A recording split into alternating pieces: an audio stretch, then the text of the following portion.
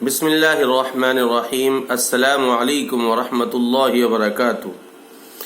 دوستو، آج کی میری ویڈیو کا عنوان ہے کہ جب آپ اپنی یا اپنے بیٹے کی شادی کرنے کا فیصلہ کرنے لگیں تو کس گھرانے کی بچی کے بارے میں فیصلہ کرنا چاہیے، یہ آج آپ کو انشاءاللہ پتہ لگ جائے گا۔ تو مرد ہو یا عورت، دونوں کی زندگی شادی کے بعد بالکل بدل جاتی ہے، لہذا بہت سوچ سمجھ کر فیصلہ کرنا چاہیے، کیونکہ یہی وہ بندھن ہے جو یا تو انسان کی زندگی خوبصورت بنا دے گا یا مایوسیوں میں گھر کر دے گا۔ یہ بات یاد رکھنا، شادی کے لیے اگر ہم نے جہیز کو یا دولت کو یا ہائی اسٹیٹس کو یا قوم پرستی کو ترجیح دی تو ہم بہت بڑا رسک لینے جا رہے ہیں، جس سے نہ صرف ہماری خوشیاں بلکہ ہمارے گھر والوں کی خوشیاں اور آنے والی نسل کا مستقبل خطرے میں آ سکتا ہے۔ آس پاس دیکھیں تو گھر بھرے پڑے ہیں۔ ساس کہتی ہے بہو گھر کا کام ہی نہیں کرتی، بہو بد کلامی کرتی ہے، بہو نے بیٹے پر جادو کروا دیا، بہو بیٹے کے بارے میں تعویذ بنوا کے لاتی ہے، بہو کی وجہ سے میرا بیٹا مجھ سے دور ہو گیا۔ یہ تقریباً ہر تیسرے گھر میں کہے جانے والے الفاظ ہیں۔ تو خالہ جان، وہ بہو آسمان سے نہیں اتری، اسے آپ ہی جہیز اور ہائی اسٹیٹس دیکھ کر باقاعدہ نکاح کر کے لائے ہیں۔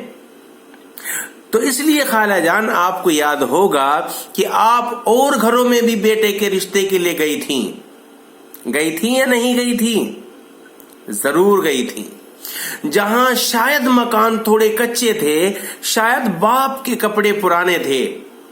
ماں نے بھی سستا سوٹ پہن رکھا تھا،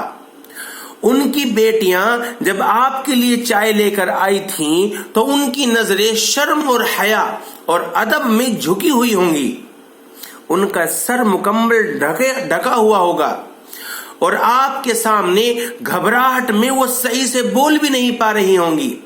اور آپ کو یہ بھی معلوم ہو گیا ہوگا کہ ماشاءاللہ لڑکی پورے گھر کا کام کرتی ہے اور تمام خوبیاں موجود ہیں اس مزدور کی شہزادی میں جسے آپ دیکھنے گئی تھیں۔ لیکن آپ نے صرف اس لیے ریجیکٹ کر دیا کہ جہیز نہیں لا سکتی، کیا دے گی؟ وہ ایک غریب گھرانے سے تعلق رکھتی تھی۔ تو خالہ جان، ایک بات بتاؤں آپ کو، جب کسی غریب بچی کا رشتہ صرف جہیز نہ ہونے کی وجہ سے ٹھکرایا جاتا ہے آپ جیسی عورتوں کی طرف سے، تو زمین میں فساد پیدا ہوتا ہے خالہ جان۔ رشتوں اور شادیوں کے حوالے سے مایوسیاں پھیلتی ہیں۔ لڑکے کی بہنیں، لڑکے کی خالائیں، لڑکے کی ماں وہ اس طرح ریجیکٹ کر دیتی ہے جہیز نہ ہونے کی وجہ سے کہ الامان والحفیظ۔ اور سب سے بڑی بات کہ رسول اللہ صلی اللہ علیہ وسلم کو تکلیف پہنچے گی کہ میری امت میں میری غریب بچیوں کا رشتہ صرف جہیز نہ ہونے کی وجہ سے ٹھکرا دیا جاتا ہے۔ ہم اپنے آس پاس دیکھیں گے تو لازمی ایسے گھرانے نظر آئیں گے جہاں بچیوں کی عمر جہیز نہ ہونے سے تجاوز کر گئی ہے، اور اکثر و بیشتر جگہ پر اس غریب بچی کے باپ کو جہیز کی وجہ سے بھاری قرض لینا پڑ جاتا ہے آپ کی مانگیں پوری کرنے کے لیے، اور اس کے بعد وہ تو تمہاری مانگیں پوری کر دیتا ہے وہ مزدور باپ، لیکن پھر عمر کے آخری حصے تک اس گھرانے کا ایک ایک بال قرض میں ڈوبا نظر آتا ہے خالہ جان۔ لہذا کہنا یہ چاہتا ہوں، شادی انسان کی زندگی کا سب سے بڑا فیصلہ ہے، اور فیصلہ لیتے وقت جہیز وغیرہ کو ذہن سے نکال دیں کہ کم ملے گا یا زیادہ ملے گا، موٹر سائیکل ملے گی یا نہیں ملے گی، چوپیا جسے 4 پہیے والی گاڑی کہتے چوپیا ملے گی یا نہیں ملے گی۔ لڑکی کے باپ کی جائیداد نہ دیکھنا کہ پیسے والے ہیں یا غریب ہیں، ذات پات نہ دیکھنا کہ ہماری قوم کے ہیں یا غیر قوم کے ہیں، بس ایسی لڑکی کا انتخاب کیا جائے جو بھلے ہی غریب ہو، بھلے ہی جہیز نہ لا سکتی ہو، لیکن شرم و حیا، ادب و آداب، تہذیب و تمیز کے تقاضوں کو پورا کرتی ہو، اور صوم و صلات کی پابند ہو، جو اللہ کے احکامات جانتی ہو، جو رسول اللہ صلی اللہ علیہ وسلم کے طریقے کو جانتی ہو، آپ کی اولاد کی اعلیٰ پرورش کر سکتی ہو، آپ کی عزت کرے، آپ کے والدین کی عزت کرے، آپ کی دنیا اور آخرت کے لیے فکر مند ہو، جب آپ کہیں باہر کمانے جائے تو وہ آپ کے لیے فکر مند ہو کہ وہ میرے لیے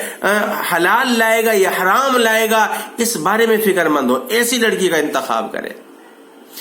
چند ساتھی پوچھتے ہیں کہ نکاح کے لیے ایسے رشتے تو نہیں ملتے؟ بالکل جناب، نکاح کے لیے ایسے رشتے ملتے نہیں ہیں، بلکہ مانگنے پڑتے ہیں اللہ سے کہ اے اللہ اس شخص کو میرے نکاح میں دینا جو میرے لیے دنیا اور آخرت کے حوالے سے بہتر ہو۔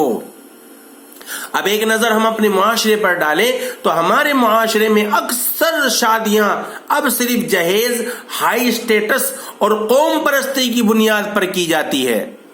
اور وہ طریقہ جو آقا مدنی نے ہمیں بتایا تھا کہ رشتہ کرنے میں دین دیکھنا، رشتہ کرنے میں اخلاق دیکھنا، تو رسول اللہ صلی اللہ علیہ وسلم کی باتوں کو تو ہم پسی پشت ڈال دیتے ہیں۔ پھر کچھ نتیجہ یوں نکلتا ہے کہ ہر دوسرے تیسرے گھر میں جھگڑے عام ہیں، شادی کے کچھ ہی مہینوں یا سالوں بعد طلاقیں ہو جاتی ہیں۔ لہذا اگر ایک خوبصورت زندگی چاہتے ہیں تو جہیز، اسٹیٹس وغیرہ کے معاملے میں آنکھیں بند کر لیں۔ ٹھیک ہے خالہ جان، رشتہ کرنے سے پہلے ایک بار اللہ کے نبی کی تعلیمات کو پڑھیں کہ شادیاں کن سے کرنی ہے اور کیسے کرنی ہے، اور یقیناً رسول اللہ صلی اللہ علیہ وسلم کی زندگی ہمارے لیے بہترین نمونہ ہے۔ تو دوستو،